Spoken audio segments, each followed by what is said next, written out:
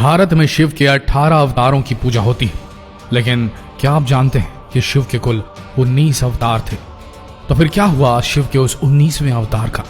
क्यों नहीं पूजा जाता शिव के उस 19वें अवतार को?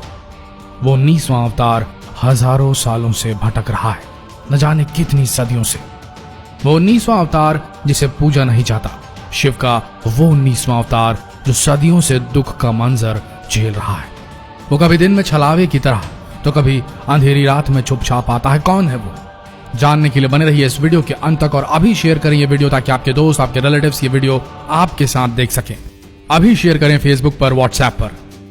भगवान शिव जिन्होंने अभी तक 19 अवतार लिए हैं, उनमें से 18 अवतारों को पूजा जाता है, लेकिन एक ऐसा भी अवतार है जिसे आज तक कोई नहीं पूछता और वो आज भी इस दुनिया में भ्रमण कर रहा है, भटक रहा है। आखिर वो किसकी तलाश में है?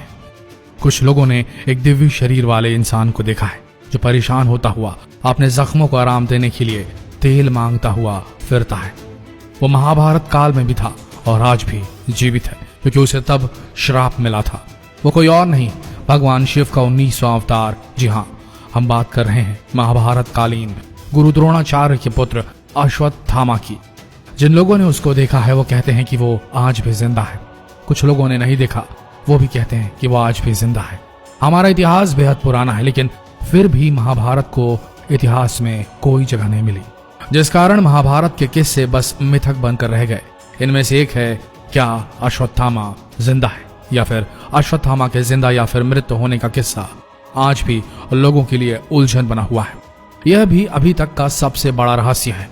महाभारत काल से कोई भी व्यक्ति जिंदा नहीं है, सिर्फ और सिर्फ एक ही व्यक्ति है और वो है स्वयं अश्वत्थामा।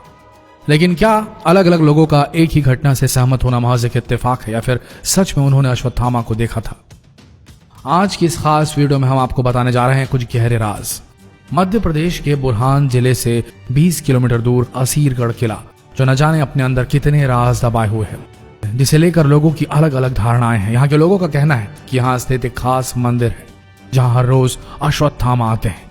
इस मंदिर का नाम है गुप्तेश्वर मंदिर, जहाँ अश्वत्थामा रोज आता है और कब चला जाता है इसके बारे में किसी को पता नहीं चलता और कोई भी उसे देख नहीं पाता। कहते हैं कुछ लोगों ने उन्हें देखने की कोशिश की, उनका पीछा किया और फिर आखिरी में उन्हें नसीब हुआ, और सिर्फ हुआ तो वो है मौत। यहाँ तक की मान्यता है कि वह सुबह सुबह आते हैं, किसी के उठने से पहले ही वहां मौजूद शिवलिंग की पूजा करके वापस चले जाते हैं। हालांकि कुछ लोगों का दावा है कि उन्होंने अपनी आंखों से अश्वत्थामा को देखा है। लेकिन अगर ये सिर्फ और सिर्फ एक ख्याल है, कल्पना है, तो वो कौन है जो रोज सुबह मंदिर का ताला खुलने से पहले ही शिवलिंग की पूजा करके चला जाता है? और आखिर वो ऐसा करता क्यों है? हर रोज जब मंदिर के पुजारी मंदिर के अंदर आते हैं तो देखते हैं कि शिवलिंग पर फूल चढ़े हुए हैं। जी हाँ, ये सत्य घटना है। उन्हें हर रोज शिवलिंग पर जल चढ़ा मिलता है। हर रोज सूरज ढलने के बाद असीरगढ़ के इस किले में किसी को रुकने नहीं दिया जाता। सब जगह ताले लगा दिए जाते हैं, किले को चारों तरफ से बंद कर दिया जाता है। तो आखिर इसके अंदर कोई कैसे आ सकता है, कैसे घुस सकता है? क्या यह संभव है? ये तभी संभव हो सकता है जब वह कोई ऐसा पुरुष हो जो दिव्य शक्तियों के बारे में जानता हो या फिर दिव्य शक्ति ग्रहण कर रखी हो। जिन लोगों ने अश्वत्थामा को देखा है उनका कहना है कि अश्वत्थामा दिखने में किसी आम इंसान की तुलना में काफी बड़ा है। उनका कद बहुत ही ऊंचा है, वह गहरे जख्म और साथ ही कोढ़ रोग से ग्रस्त है। उनके भिन्न भिन्न अंगों के साथ ही उनके माथे से भी लगातार खून बहता रहता है। इन घावों को भरने के लिए वो कई बार लोगों से तेल भी मांगते रहते हैं और कई बार जंगल में मौजूद कई जड़ी बूटियों का इस्तेमाल भी करते रहते हैं। ऐसा कहा जाता है कि साफ तौर पर महाभारत में भी है कि महाभारत के समय में ही अश्वत्थामा काफी ज्यादा घायल हो गए थे, जिस कारण उनके घाव अभी तक नहीं भरे। वो भी जंगलों में भटक भटक कर श्री कृष्ण द्वारा दिया गया श्राप भुगत रहे। आखिर महाभारत के दौरान अश्वत्थामा के साथ क्या हुआ था, ये सब आप शायद जानते होंगे। नहीं जानते तो हम आपको बता देते हैं कि आखिर क्यों भगवान श्री कृष्ण ने अश्वत्थामा को श्राप दिया था और क्यों आज भी वो जिंदा है और लगातार भटक रहे हैं। वह चाहकर भी मृत्यु को अपना नहीं सकते। चलिए दोस्तों, महाभारत के उन किस्सों को एक बार फिर से देख लेते हैं, सुन लेते हैं।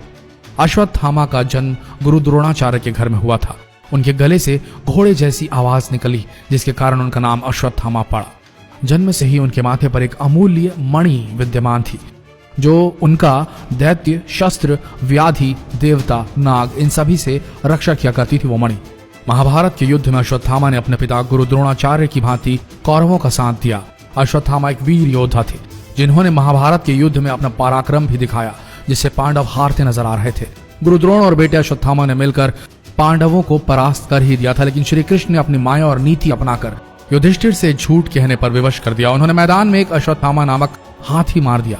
ये बात युधिष्ठिर को गुरु द्रोणाचार्य से कहनी थी। जैसे ही उन्होंने कहा अश्वत्थामा मारा गया है, वह हाथी बोल पाते इससे पहले ही श्री कृष्ण ने शंख बजा दिया।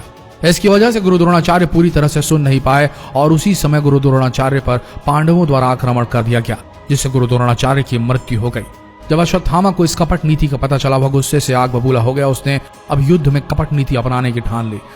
उसने रात के अंधकार में मौका पाकर पांडवों को मारना चाहा। अर्जुन को इसकी भनक लगी तो वह अश्वत्थामा का पीछा करने लगे, जिससे गुस्से में आकर अश्वत्थामा ने अर्जुन पर ब्रह्मास्त्र छोड़ दिया। अश्वत्थामा ब्रह्मास्त्र छोड़ना तो जानते थे, लेकिन वापस लेना नहीं। इसलिए अश्वत्थामा ने ब्रह्मास्त्र को रोकने के लिए अभिमन्यु की पत्नी उत्तरा की तरफ मोड़ दिया। अबोध बालक और स्त्री की हत्या अधर्म है, ये कहकर अश्वत्थामा के माथे पर लगी हुई मणि को निकाल दिया गया और कलयुग के अंत तक पृथ्वी पर भटकने का श्राप दे दिया गया। मणि निकाले जाने से अश्वत्थामा की सारी शक्तियां चली गई। बस ऐसी ही मान्यता कि तब से लेकर अब तक अश्वत्थामा के माथे से लगातार खून बहता है और उसके शरीर पर महाभारत कालीन घाव आज भी मौजूद है, जो मूल रूप से भरे नहीं है। न जाने कितने समय से अश्वत्थामा ने यहाँ वहां भटक के गुजारे हैं, न जाने कितने समय अभी और भी गुजारेंगे। ये शिव के 19वें अवतार हैं, लेकिन इन्हें कोई नहीं पूछता और ये आज भी कलयुग में दर दर की ठोकरें खाते हैं और हर रोज असीरगढ़ किले के शिव मंदिर में जाकर शिवलिंग जाकर दर्शन करते हैं और शिवलिंग को पूछते हैं। इसमें कहीं न कहीं ऐसा प्रतीत होता है कि शायद हाँ, अश्वत्थामा जिंदा है और कई सालों से वह इधर उधर भटक रहे हैं।